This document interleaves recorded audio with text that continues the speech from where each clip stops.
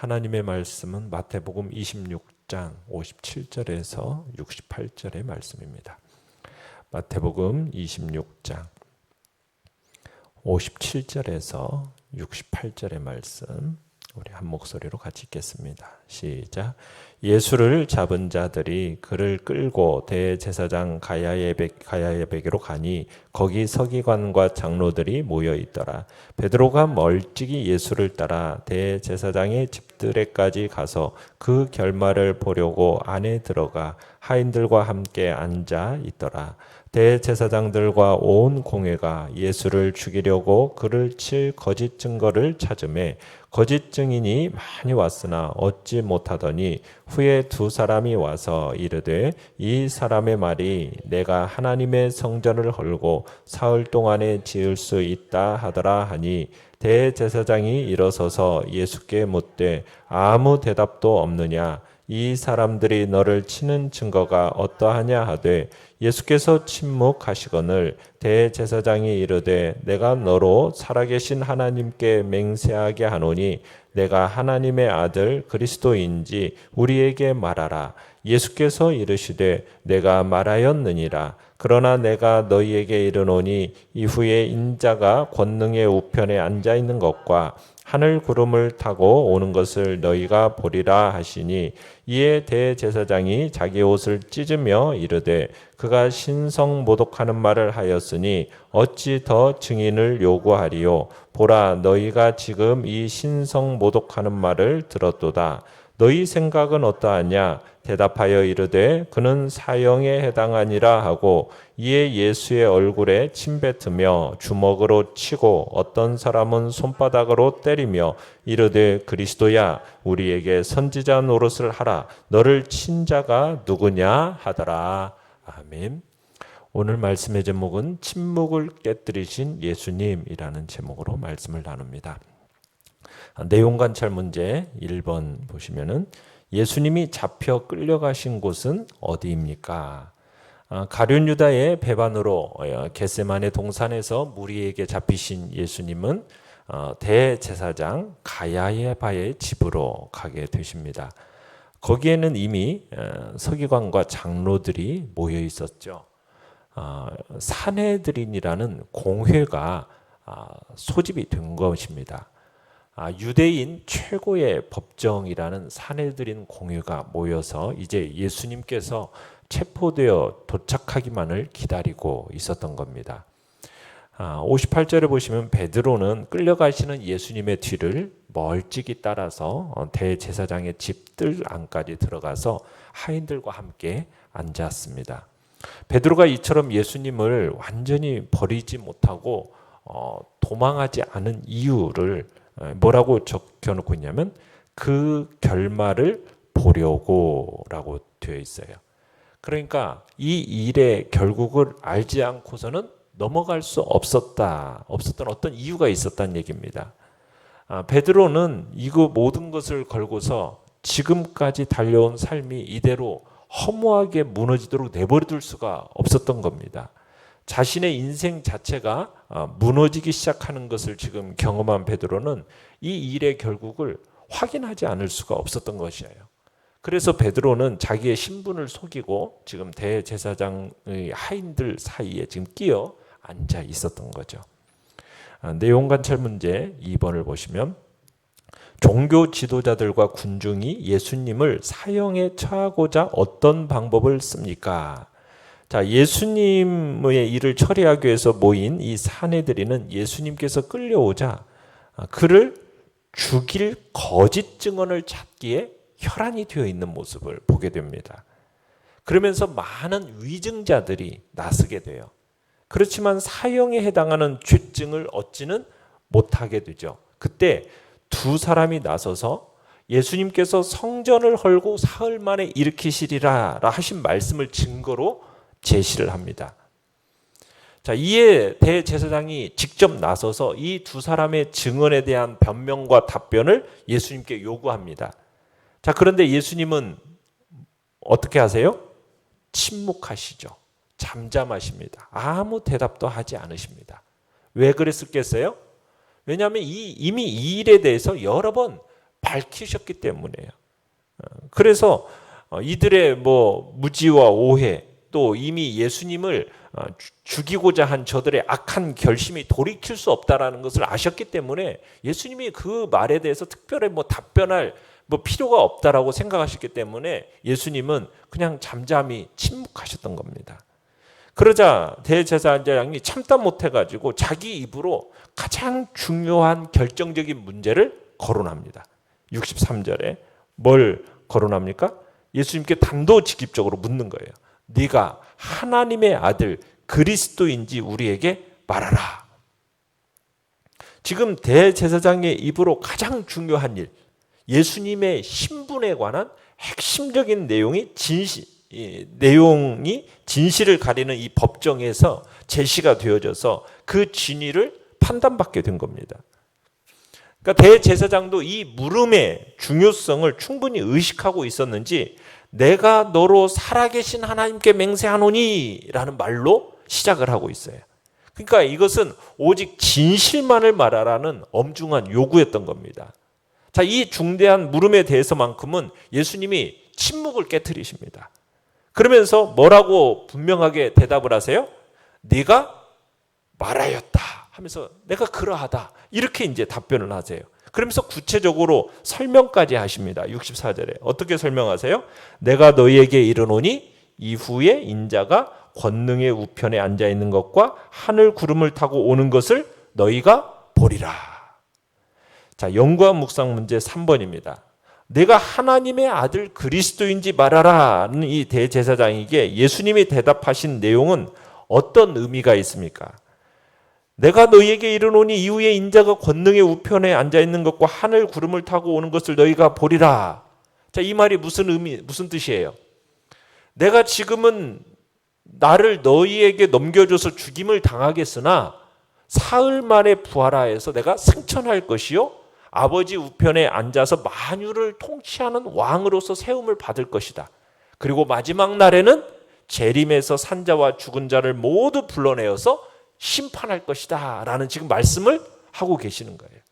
그러니까 주님은 자신의 정체를 밝히신 겁니다. 어떻게? 당신은 죄인을 용서하시고 치유하시는 구속주가 되실 뿐만 아니라 영광의 구름을 타고 오시는 엄중한 심판주라는 사실도 강조하고 있는 거죠. 그러니까 주님은 세상의 구속주이시면서 동시에 심판주이시기도 한 겁니다. 주님은 당신을 믿고 영접하는 자에게는 구속주가 되시는 반면에 당신을 배척하는 자에게는 영원한 심판주가 되시는 것이죠. 자, 이 말을 들은 대제사장이 어떤 반응을 보이고 있습니까? 65절에서 옷을 찢으면서 그가 신성모독하는 말을 하였으니 어찌 더 증인을 요구하리요? 보라, 너희가 지금 이 신성모독하는 말을 들었도다. 그러니까 지금 하나님을 회방하는 말로써 자신이 하나님으로부터 온 자가 아니요 하나님과 상관없는 자임을 지금 자기 입으로 입증하였다. 더 이상 증거 찾을 필요가 없다. 지금 이렇게 얘기하는 겁니다.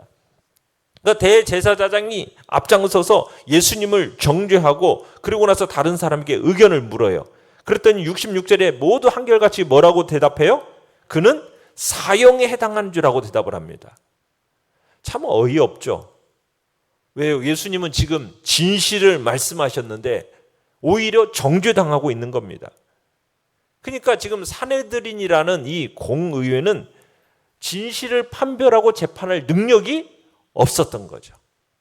더욱이 그냥 악의적으로 진리를 외면하려고 하고 있는 겁니다. 하나님의 아들께서 자신이 하나님의 아들이다 이렇게 사실을 밝힌 것 때문에 지금 예수님은 오히려 교회의 최고 법정이라는 이 산헤드린 공의에 의해서 정죄되어서 죽으시게 되는 거예요. 진실한 말을 했으면 그 진실한 말을 두고서 그 말에 대한 어떤 타당한 반박이 있어야 되잖아요. 그런데 그런 것도 없어요. 그것이 잘못되었다라는 일체 증명도 없습니다. 오히려 그냥 진실을 정죄의 근거로 삼아가지고 전혀 정당성을 상실할 뿐만 아니라 완전히 이거 뒤죽박죽의 재판이 되어버렸던 겁니다. 느낀 점 4번입니다. 하나님의 아들이신 예수님께 신성모독죄를 뒤집어 씌워 사형을 선언하는 인간들을 볼 때 어떤 생각이 듭니까? 지금 예수님께서는 어이없게도 자신이 하나님의 아들이신 것 때문에 사형 판결을 받게 된 거예요. 그러니까 그의 진실이 거부당하고 부인당하고 짓밟힘으로 인해서 지금 죽임을 당하게 된 겁니다. 하나님의 어린 양으로서 온 세상의 죄를 지고 죽으시는 그 죽음의 결정이 결정되는 이 과정 속에서 정말 악독하고 비열하고 추악한 인간의 모습을 적나라하게 보게 되는 겁니다. 그러면서 67절, 68절에 이렇게 얘기합니다. 이에 예수의 얼굴에 침 뱉으며 주먹으로 치고 어떤 사람은 손바닥으로 떼며 이르되 그리스도야 우리에게 선지자 노릇을 하라. 너를 친 자가 누구냐 하더라. 여러분, 인간이 어디까지 타락했는지 얼마나 무지하고 극악한지를 알려주는 겁니다. 지금 때리고 모욕하면서 선지자 노릇하라고 조롱하고 있는 거예요. 자, 이것은 예수님을 어떻게 여기고 있다라는 겁니까? 선지자로 여기고 있다라는 거예요? 거짓 선지자로 여기고 있다는 거예요? 거짓 선지자로 여기고 있다라는 것을 보여주는 행동이죠. 그러니까 결국 예수님의 죄목은 뭐예요? 근본적으로 거짓 선지자라는 거예요. 거짓 선지자. 예수님께서 자신의 이 진실한 답변에 몰려서 정죄당하고 죽으신 것은 그가 지금 거짓 선지자로 취급당하고 있기 때문이라는 겁니다. 그의 모든 말이 거짓말로 취급되고 있는 거예요. 그래서 모든 수단과 방법을 다 동원해서도 결국 예수님에게서 죄목을 찾지 못하니까 최후로 유대인 지도층은 진실한 분을 거짓말쟁이로 만들어서, 그죠? 진실을 거짓말로 만들어서 의인을 죄인으로 만든 겁니다. 이런 간악한 술수에 의해서 예수님의 이 진실은 경청되지도 않고 받아들여지지도 않은 거죠. 그러니까 이스라엘과 사내들이는 예수님을 거짓 선지자로 만들므로써 진실과 진리의 귀를 막고 모든 사람을 속이고 자신까지 속인 겁니다. 이것이 지금 예수님을 죽여 제거하기 위한 저들의 최후의 수단이었던 거죠. 예수님의 이 진실 앞에서 사내들이 처한 입장, 그들이 취한 방법, 여러분 이것은 그들만의 것이 아니었습니다. 사실 모든 세대의 모든 사람들도 동일한 입장에 서게 되는 거예요. 사내들이니 예수님의 진실을 거부하기 위해서 결국은 예수님을 거짓말쟁이로 몰고 거짓 선지자로 만들 수밖에 없도록 그 몰린 그 상황을 여러분 모든 사람들도 마찬가지란 얘기입니다. 모든 사람들은 딱 복음 앞에 서게 될 때예요.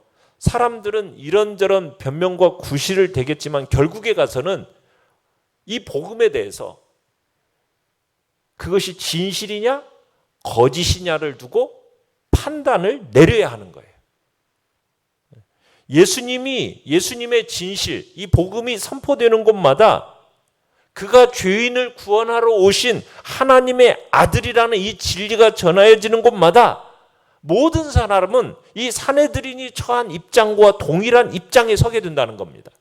그 진실함의 여부를 판단해야 되는 거예요. 진리로 믿고 받아들이든지 아니면 그 복음에 대해서 거짓말이라고 부인하고 거부하든지 둘 중에 하나를 선택해야만 한다는 얘기입니다.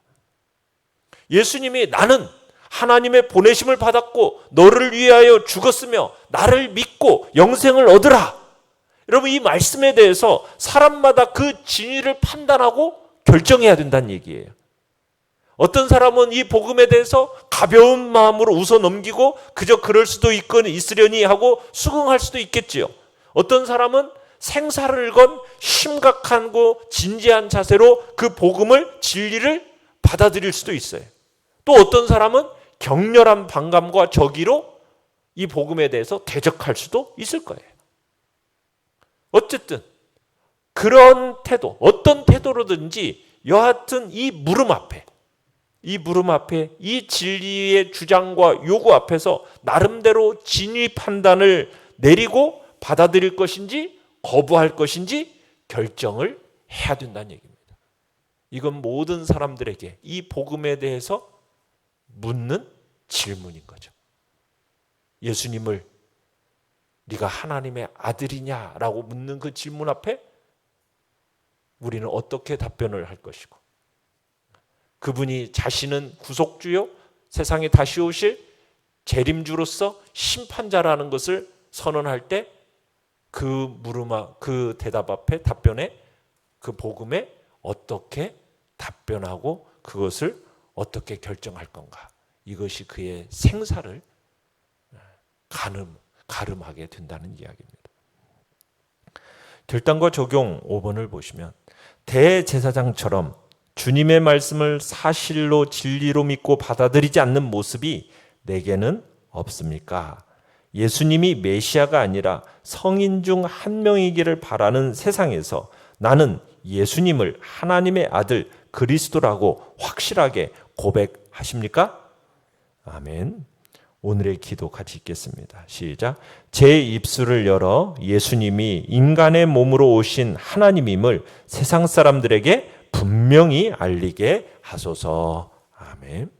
말씀을 생각하면서 기도하시고요. 연약한 우리의 지체들을 위해서 기도해 주시고, 주께서 또 오늘 수요 예배 가운데도 하나님의 풍성한 은혜를 덧입혀 달라고 위해서 기도하시고, 코로나 사태가 속히 잠잠해지고 또 우리의 일상이 또 다시 회복되는 날이 속히 올 수 있는 복된 날을 기대하면서 주여 우리 세 번 부르짖며 나아갑니다.